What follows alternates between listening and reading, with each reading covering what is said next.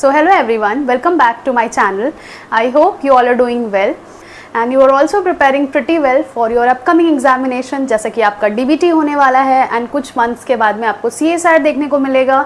So I hope कि आप बहुत अच्छा प्रिपेयर कर रहे होंगे. आप एंड मोमेंट के लिए सब कुछ बचा के नहीं रख रहे होंगे. आप अच्छे से अपने यूनिट्स टारगेट कीजिए, उसके क्रिस्प नोट्स बनाइए and the only thing which will make you to excel in your exam is to revise and revise. आपको बहुत ज़्यादा रिविजन करने की ज़रूरत है. Now come back to the topic. आज का ये जो वीडियो है, this is the second day of the PhD preparation guide. So I have already uploaded the previous one. You can check it out, that video. So before starting the video, I will request you to please subscribe the channel because it takes a lot of efforts to make a single video. Because वो सब कुछ सोचना कि क्या topic का video जाना चाहिए, students को किस चीज़ की नीड है. आप लोग के कमेंट्स एंड मैसेज को पढ़ने के बाद में, मेल्स को पढ़ने के बाद में ऐसा लगता है कि हाँ, ये टॉपिक के बारे में बच्चों को नहीं पता है तो इस टॉपिक का वीडियो बनाना चाहिए, या फिर उन्हें इस स्टेप में प्रॉब्लम आ रही है तो मुझे इसका वीडियो बनाना चाहिए. So I am already having a very occupied schedule in my lab, so it is very difficult to make some time to make videos, but it is my passion. I want to help all of you people as much as I can do. यानी जितना भी मेरे पास potential है या जितना भी मैं कर सकती हूँ as per my capabilities, मैं करने की कोशिश करती हूँ. I just request कि एक छोटा सा सब्सक्राइब बटन भी अगर होता है, मतलब वो एक लाइक भी आता है, तो वो कहीं ना कहीं मोटिवेट करता है कि जो इससे क्या होता है कि मुझे ये रियलाइज़ होता है कि जो भी मैं इनपुट दे रही हूँ, I am receiving the equal output of it. So I feel motivated to have some more time. मैं अपना स्केड्यूल एडजस्ट करके या फिर थोड़ा सा जल्दी सुबह उठ के अर्ली इन द मॉर्निंग और लेट नाइट में वीडियोज़ बना लेती हूँ because it ultimately makes me happy. So now आज का वीडियो स्टार्ट करते हैं. सो आज का जो वीडियो होगा वो चैलेंजेस पे होगा जो फेस करते हैं PhD scholars. So this will be a challenges which is faced by each and every research scholar irrespective of the institute he or she is enrolled. So अगर हम लोग बात करें difficulties की, so the topmost difficulty which is faced by all the research scholar is the infrastructure and the facilities related to their research. अगर हम इसमें categorise कर सकते हैं, अगर हम बात करें यूनिवर्सिटीज़ की, तो यूनिवर्सिटीज़ और जो नॉर्मल स्टेट गवर्नमेंट के इंस्टीट्यूट्स होते हैं जो सेल्फ फंडेड होते हैं, उनके पास ज़्यादा फंडिंग नहीं होता है. There are so many shortcomings, यानी कि आपको छोटी से छोटी चीज़ों के लिए बाहर जाना पड़ता है, अपने इंस्टीट्यूट से बाहर किसी सेंट्रल इंस्टीट्यूट में इंस्ट्रूमेंटेशन फैसिलिटीज़ के लिए.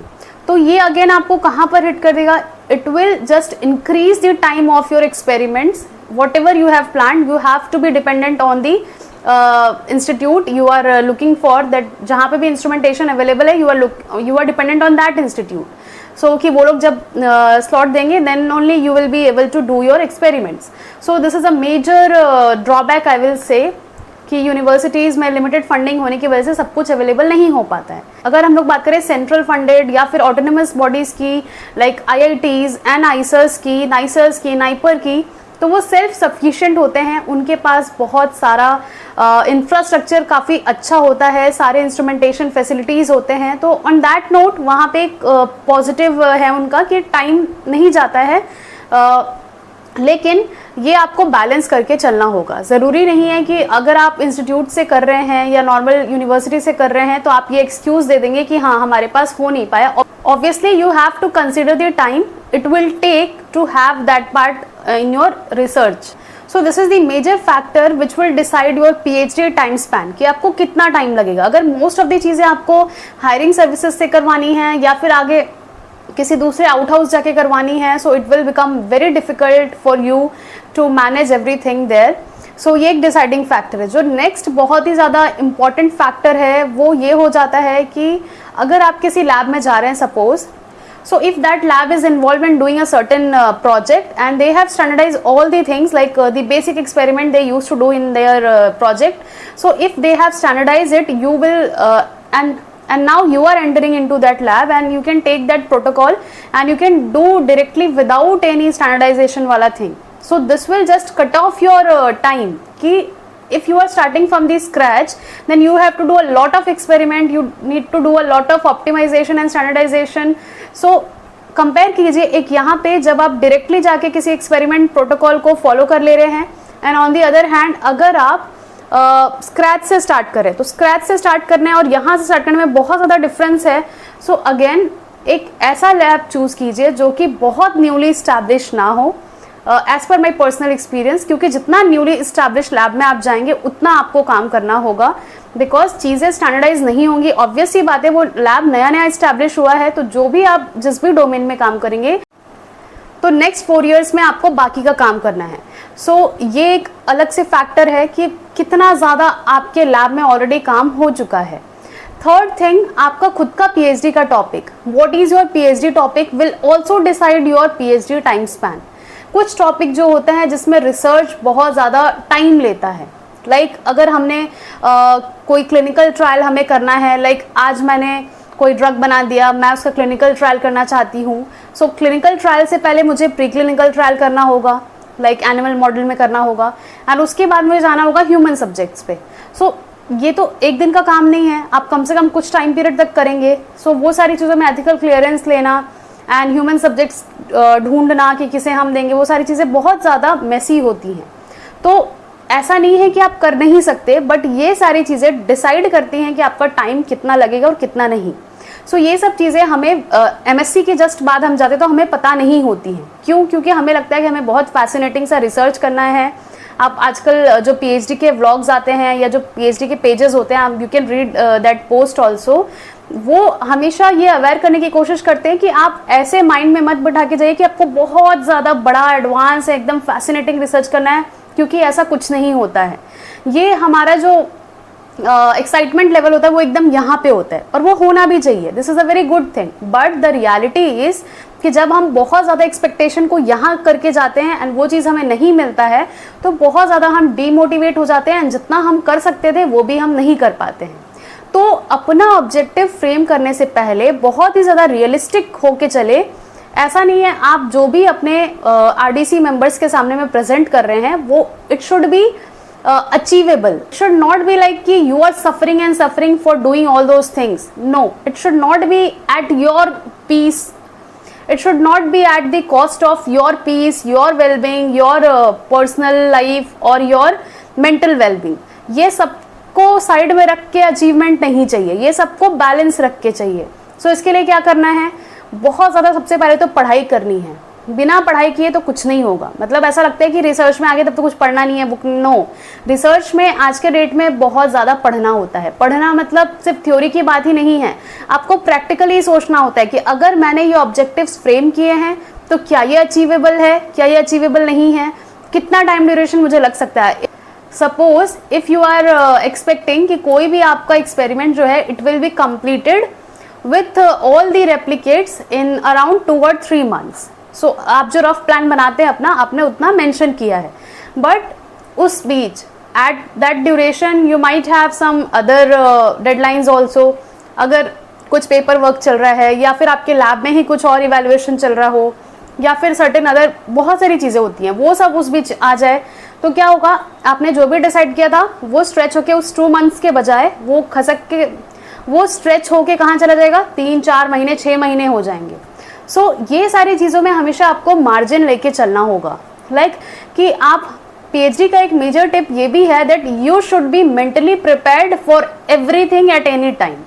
किसी भी टाइम पे आपको किसी भी चीज़ के लिए रेडी रहना है, यानी कभी भी आपको कुछ भी नया प्रोजेक्ट मिल सकता है, कभी भी आपको कुछ भी करने को मिल सकता है, कोई भी नया टास्क असाइन किया जा सकता है।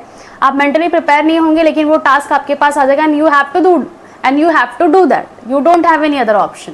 सो ये सारी चीज़ों के लिए हमेशा मेंटली प्रिपेयर है कि कभी भी मुझे एक्स्ट्रा काम करना पड़ सकता है। सो इन सब चीज़ों को लेके ही अपना एक्सपेरिमेंट प्लान करें। एंड एक और चीज़ जो मेरा पर्सनल एक्सपीरियंस से मैं बोल रही हूँ कि जितना आपको टाइम मिलता है ना लैब में, try to use 90% of the time. Why 90% of the time?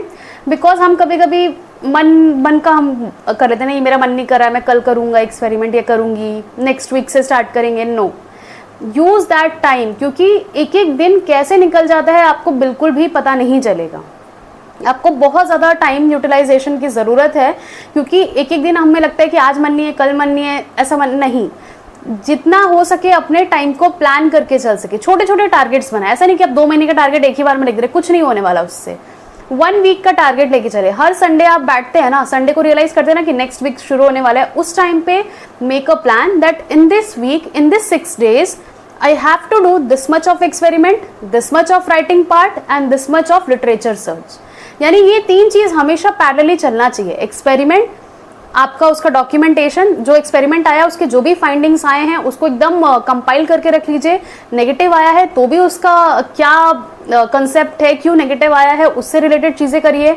और भी एक्स्ट्रा टेस्ट कीजिए उसको कंफर्म करने के लिए क्या नेगेटिव ही आ रहा है या आपकी तरफ से कोई एरर है या एक्चुअल ही वो नेगेटिव आ रहा है, मतलब जो भी ट्रेंड लिटरेचर में। सो और भी एक्सपेरिमेंट्स प्लान कीजिए। And apart from this also you need to do the manuscript वाला थिंग। अब सबसे इंपॉर्टेंट बात मैं बताने जा रही हूँ कि manuscript preparation is the very important. यानी scientific writing is not just कि कभी भी कहीं बैठे और लिख लिया, नो। उसके लिए आपको सबसे पहले रश तो नहीं करना है, क्योंकि सबसे पहले आजकल जो रिसर्च है वो बोल दिया गया है कि how many papers do you have, what is the highest impact factor. But research ऐसा नहीं है कि कितना आपने रिसर्च किया है। ऑब्वियसली आपको आउटपुट तो चाहिए, आपको दिखाने के लिए आप ऑब्वियसली पेपर्स ही दिखाएंगे, लेकिन आप पहले से ही माइंड में मत डाल कर रखिए मुझे पेपर के लिए काम करना है। नो, मुझे काम करना है, जो भी मैंने हाइपोथेसिस लिया उसको बहुत वेल एक्सपेरिमेंट से प्रूव करना है। एंड प्रूव करने के बाद अगर वो सिग्निफिकेंट फाइंडिंग है तो मुझे उसे ऑब्वियसली उसे पब्लिश कराना होगा, क्योंकि मैंने उसमें अपना एफर्ट्स डाला है, मैंने उसमें अपनी दिन रात की मेहनत डाली है एंड मैं उसे पूरा पब्लिश करा के रहूंगा या रहूंगी। ये होना चाहिए, ना कि मैं पेपर छापना है, मुझे पेपर पब्लिश करना है, मुझे उसके लिए काम करना है। No, this is very wrong approach. So जो भी आपने अपना एम्स एंड ऑब्जेक्टिव लिया है, जो भी हाइपोथेसिस लिया, उसको प्रूव करने के लिए जितने एक्सपेरिमेंट्स किए हैं, try to write it down at the same moment you are doing the experiment. Experiment का कुछ तो इंक्यूबेशन पीरियड होता होगा, या अगर आज एक्सपेरिमेंट नहीं कर लिया, आज ही क्या आज रिजल्ट आ गया, तुरंत थोड़ा सा टाइम लेके उसको लिख लीजिए, पूरा एनालाइज कर लीजिए, ग्राफ्स है, डेटा है, टेबल है, पूरा उसको अच्छे से एनालाइज कीजिए। लिटरेचर से मैच करके देखिए कि क्या ऐसा कोई रिपोर्टेड है, मेरे ट्रेंड जैसा ही आ रहा है या नहीं आ रहा है, नहीं आ रहा है तो क्यों ऐसा आ रहा है, उसका पूरा एक साइंटिफिक जस्टिफिकेशन होना चाहिए। तो इस तरह से मैन्युस्क्रिप्ट वाला काम आपको करना होगा। मैन्युस्क्रिप्ट प्रिपरेशन के लिए आपको बहुत सारी चीज़ें ध्यान में रखनी होंगी। इसके लिए मैं एक सेपरेट वीडियो बना दूंगी मैन्युस्क्रिप्ट पब्लिकेशन के लिए, बिकॉज ये एक अलग से लंबा टॉपिक है जिसमें सिर्फ इसी पे ही फोकस करके मैं बना दूंगी। बट अभी के लिए मैं शॉर्ट में इतना बता रही हूँ कि मैन्युस्क्रिप्ट के लिए आपको बहुत ज़्यादा ज़रूरत ये है कि आप सबसे पहले पेपर पढ़ें।